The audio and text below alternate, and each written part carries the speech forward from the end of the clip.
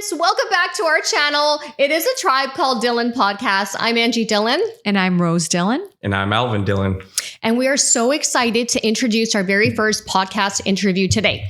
The individual, unfortunately, is not here because sometimes with technology, these things happen. We did not realize after the interview was done that my introduction to the episode did not record. So we're excited here. We're back again. The team is here to talk about this Enlightenment series that I want to call it.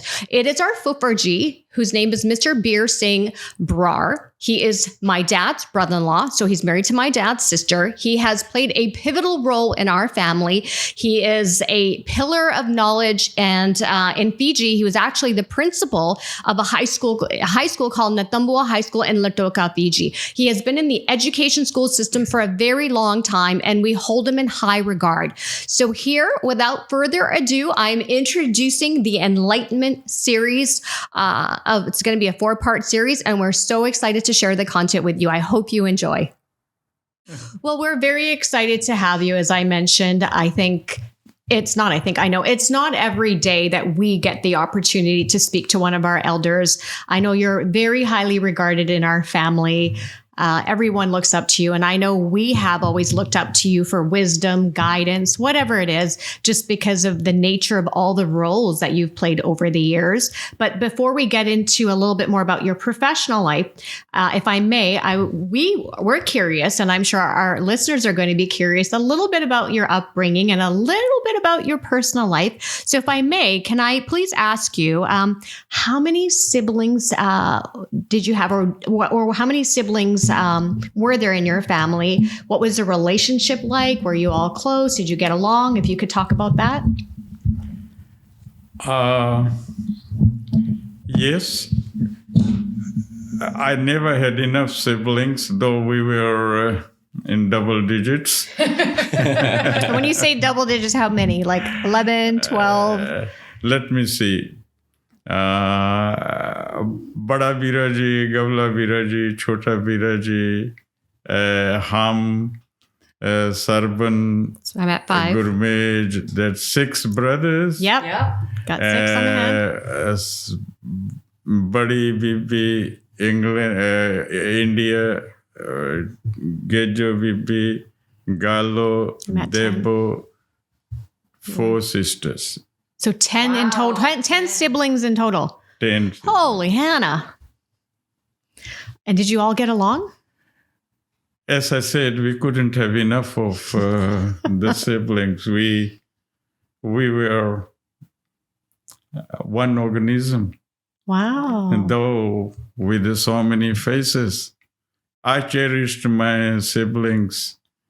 I looked up to the elders. I took it as my religious duty to help and save the youngest. And so did everyone else. They looked out for each other. So much. My elder brother, who was away for weeks while he was at work in cane harvesting gang, when he would come up loaded with sweets and other things along with his pay. For all the siblings and for the parents too. Wow. And that's how close the family was. Now, where did you rank amongst the 10 siblings? What number were you? I had 2 elder sisters than me and 3 elder brothers. So You're number 6. I was just at the end up. 3 and 2, 5. I was the 6th.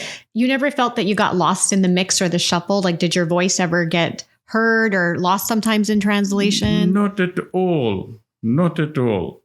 Because our parents, though uneducated, were highly literate in bringing up the children. And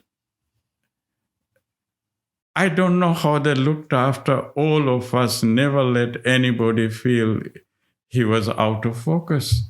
And I wonder why with 2 children now, the siblings feel the difference. What was it in my parents that they never let us feel that we were second or not the first. Wow. Any one of us was perfectly at ease. He knew the parents would provide, the elder brothers and siblings will protect. It was a cocoon. With one of your siblings or any of your siblings, if we could go back to your childhood a little bit. Each one had a unique influence on me. My eldest brother, I revered like my father. The one younger to him was my teacher. He taught me Hindi. He taught me English. My pronunciation was that of a Punjabi with full syllables. And he told me how to merge them and speak English. It was painful at times. Nobody wants to be told of, but it was very fruitful. Oh. Very fruitful. Oh, good. Just to give you an example, my brothers, my parents, they would light lamps for us, put chairs there, though they could be sitting on the floor or on the few chairs that were in the house. But we were given a table to do our school work. That's how much they respected. And when the benzene lights came in, there was no electricity. We were using kerosene lamps, from lanterns to table lamps. Then we started using benzene lights. And after benzene lights, kerosene lights came in with the filament and rather metal, not filaments. And they were very bright and more economical. But ultimately, the family moved on to their own electricity. We had a generator, and my brothers wired the houses, and we had bulbs in at least one bulb in each house. So you saw innovation slowly happening, right? Yes. Our family evolved from fundamental, basic form of living to slowly moving up to electricity, having a car, having a tractor, and then multiple cars and all that. We moved with the times, but our values remained steady and steadfast all the time. That's excellent. Do either of you have any questions? Can you elaborate on the values a little more? Fundamental values were, we say siblings, didn't use this, though in Punjabi we will say pain pra, but they were not clumped into a group. I had my Bada Biraji, Gabla Biraji, Chota Biraji. Sorry, I'm emotional because they are all gone. I had my parents who worked day and night selflessly for us. And I had my sisters who at that time the society didn't allow very much into the open. I always feel guilty they sacrificed their education for us. My sisters were very intelligent, but the society wouldn't allow them to go to the schools. But they were experts at housework, far better than average people, because my mother was very knowledgeable. And my father taught us values of respect, hard work, and honesty. His fundamental philosophy was what Guru Nanak gave everybody. Kirta karni, naam japna, vand shakna.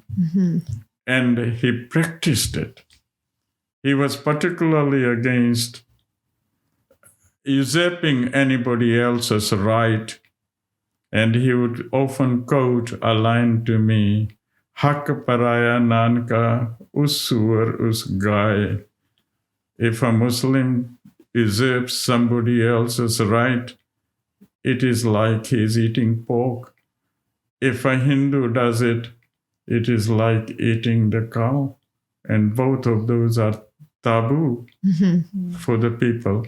That those values were inculcated us, though my parents were not formally educated in any way. They used their thumbprints for all their signatures.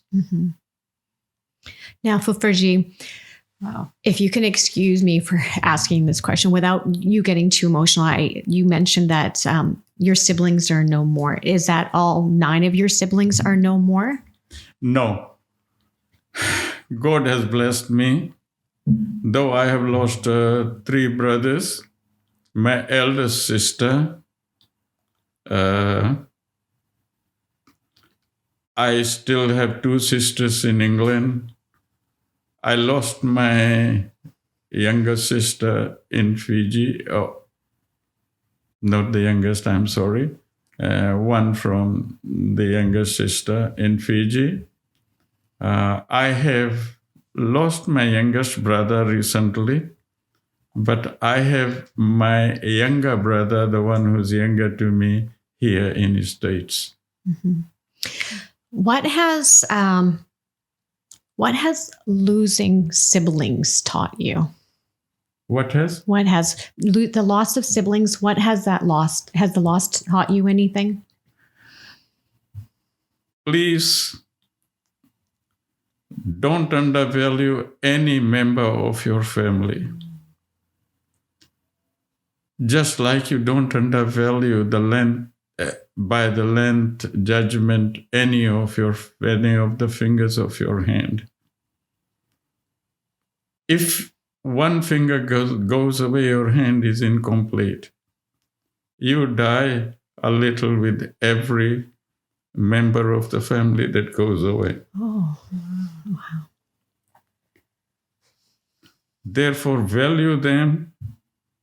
Do all that you can. Never allow any form of enmity or distance come between any of you, and more than anybody else, revere your parents. They are the most selfless people who looked after you when you were absolutely incapable of looking after yourself, and they continue to worry about you even when you are flying. You don't have people like that in your life apart from your parents. Other good well-wishers are there in abundance, and they are very kind. Parents are beyond kindness. Yes. That's what I have learned. I value family absolutely, but it should not become a stunting love. It should give freedom for each one to develop according to his or her own ability.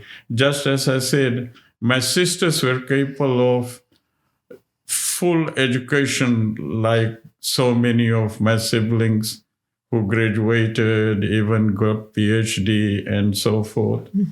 I myself was lucky enough to have gone to a number of universities and done courses.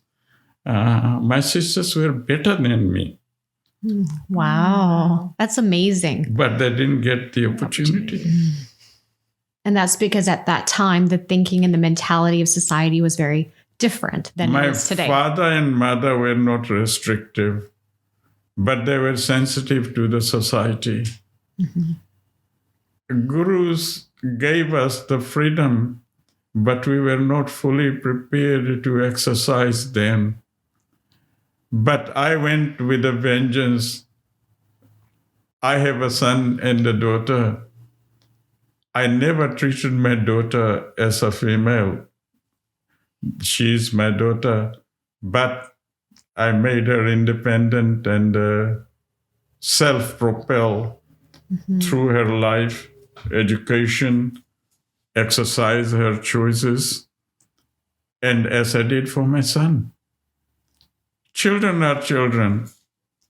They are there with the parents to be nourished, guided, so that they can flourish in later life. Mm-hmm. How can you have one child highly educated and worry about his future, the other one even don't give the basic tools for living? Is it a wonder that in our society, so many good ladies, very sensitive people, simply become doormats at the doors of the husbands? Mm-hmm. I don't like that. It is not the way of a Sikh. And God bless the society. Everybody should have the same right, which the universe recognizes. Mm-hmm. Right. But societies change very slowly. And in the process, so many people are sacrificed, especially the so-called weaker sex. It's not fair. I agree. It's not fair. I agree. Anything to add, either of you? Elle? No, I think that's great. Yeah, I think Very powerful. Yeah. Yeah. And I think it's what today's society needs to hear, because in some countries, women don't have any rights still. You know, one thing, honor should sit well when it is extended or given. We are all honorable by birth. Sikhs don't believe we are sinners by birth. Mm-hmm. It's only through our actions in life that we lose our honor. When we start dishonoring right from the beginning the Guru and God. Mm-hmm. And then it doesn't matter much whether you dishonor your parents and dishonor your siblings, and at large, you dishonor humanity. Mm-hmm. You become a non-conformist. And those with inferiority complex, because they have been suppressed throughout their life, when they get honor, it doesn't sit well. I beg the ladies to grab the honor and wear it with honor, Mm-hmm. and not flaunt it. I have the same right as you. Yes, you have the same right as any other human being. Mm-hmm. But for God's sake, you have obligations too. Mm-hmm. You have responsibilities too. And therefore realize who you are, what nature has assigned you in physical endowment. And women should never compete with men, and men would be not a man if he doesn't allow a woman to flourish fully and take an affront when the lady is better than him. That's a good one. I like That's that. a really good one. Fuferji, how did you get so forward thinking? Yeah. Because these are very forward thinking for for somebody from your generation. Yeah. To be honest with you, it was my family upbringing. Our sisters were honored, though not privileged in opportunities. Mm-hmm. And I owe everything that I am to my Satgurus. Their voice is available to everybody. When He graces us, we hear it. Just like parents give the same advice to all their children, some follow, some don't. Mm-hmm. I do not know why I have been sensitive. I have read widely, and because I lived in Fiji, I was born in Fiji, and it's a very, very diverse society. the racial barriers and higher and lower castes or beings never came in my life. I looked at everybody just the same. And my scriptures help me to have a free-flowing nature. If I can nourish everything in my way, I wouldn't choose whether it's a weed or whether it is something that everybody looks up to. Every creature deserves God's love. If you have God's love in you, like that invisible power, sustain everything. Be like water. It irrigates regardless of what type of vegetation or animal is in front of him. Right. Be flowing. Not like in Punjabi we'll say a village pond, a chappad, where all the filth accumulates and it becomes stinking. You should be open and flowing. I agree. Anything to add? I'm sorry. No, this is No, wonderful. this is exciting. No, Yeah. Yeah. This is the school of greatness happening here. Right. We are your students. But if I can ask you, Fufarji, I know I feel this. We've experienced this. Okay.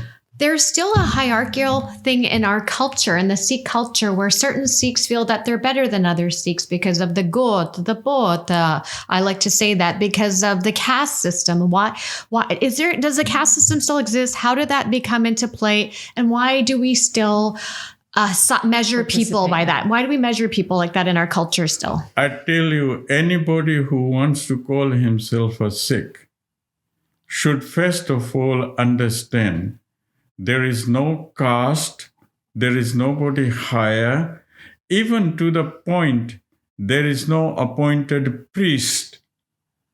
Though we have wonderful people serving in Gurudwaras and enlightening us on scripture, but everybody has a right to read Guru Granth Sahib Ji and learn from it to the best of his or her ability. And there is no jat. For example, I told my children point blank, I do not mind whom you marry, but God bless you, whoever you marry makes your life better, enhances it, and you enrich the other person's life as well. Wherever you find same vibes, go ahead. I'm not a stickler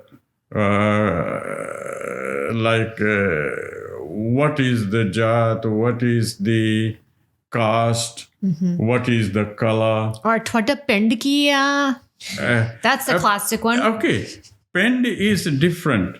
Pind means village, right? Okay, can you explain the difference between pind is village, and what is got? Okay.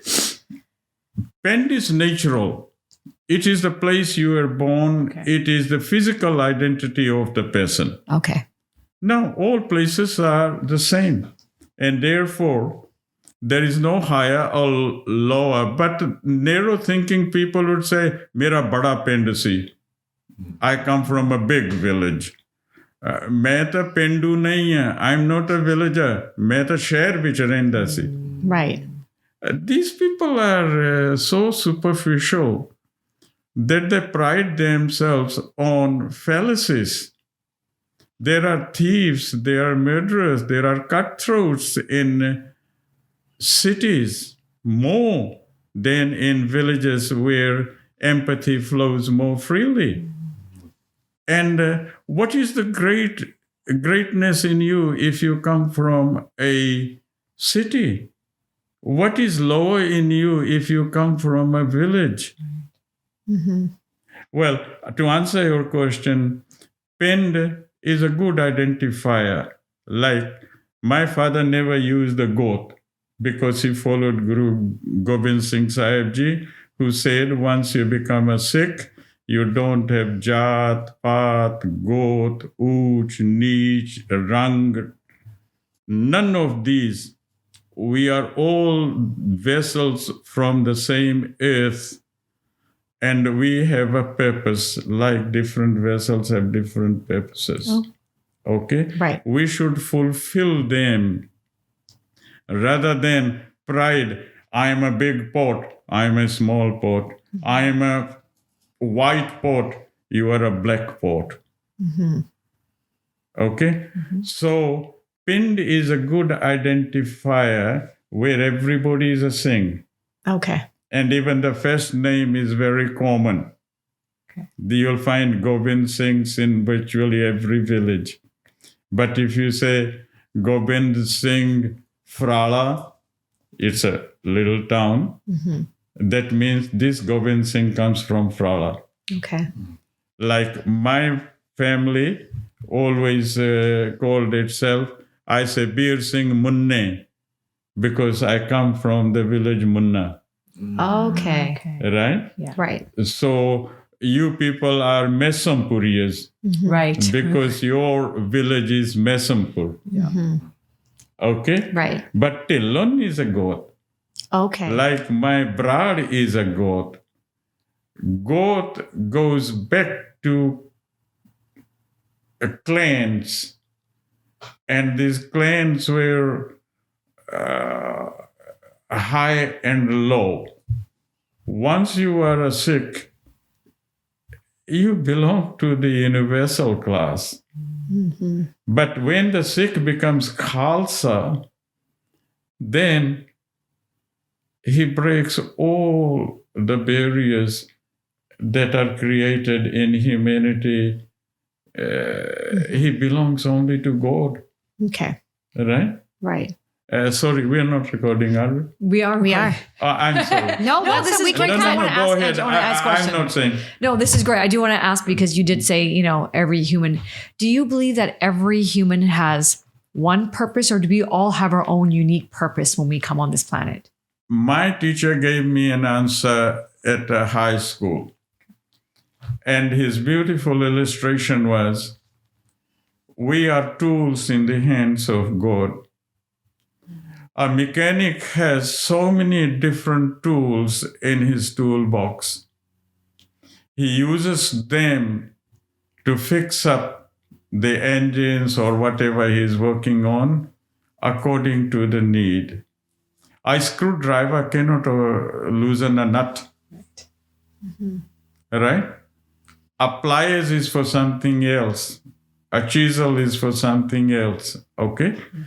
In the same way, we are tools in the hands of God. So often we say, "Ek karma da khel hai," what we do in this life.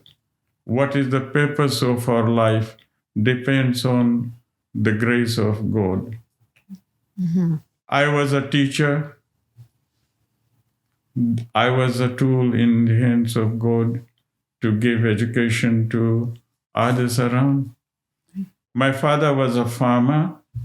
He was responsible for producing whatever products he could in his farm, sustain the family, and also earn something for more maintenance. Okay, he was a sugarcane farmer. Okay, so whatever you are, it is neither high or low. Your labor is always honorable as long as it is honest. It is the best effort that you can do. Go back to Guru Nanak Dev Ji's primary philosophy. Kirta karo. Work hard. I was telling Alvin just before coming up here, a great Martin Luther King said, even if you are a sweeper, sweep the streets so well that when people go down that way, they say, oh, what a sweeper he was. There is no high or low occupation. Agreed. We have to do it to the best of our ability and follow Guru Nanak Dev Ji's philosophy. remain in touch with the higher spirit, and to show that you are imbued with that spirit, share the proceeds of your hard work. As I said before, you really truly share the sweat and blood with the others. You can't share anything more precious. Hey friends, I hope you, or I should say, we hope you enjoyed part 1 of the Enlightenment series with Mr. Bir Singh Brar. Was that not such a, I don't know how to say the word, but like aha, like there was aha moments, like Oprah says. Yeah. Very deep. I don't know about you, but I definitely got a shift in my mind. Absolutely. I feel woke. It is, and that's why we call it. I'm calling it the Enlightenment Series. So we hope you, our listeners and our viewers, were able to take away some valuable pieces of information from that podcast interview. And guess what? There's going to be some more. We're calling it the Enlightenment Series. So that is part 1 of our episode with our Fuferji. Please stay tuned because we're going to be dropping a few more episodes from that amazing interview in the months to come. Until then, please stay safe. Please stay safe. See, this is what happens when you get too excited. Please stay safe, take care of yourself, and we'll be back next week. We are a Tribe Called Dhillon podcast signing off. Bye for now. Bye-bye.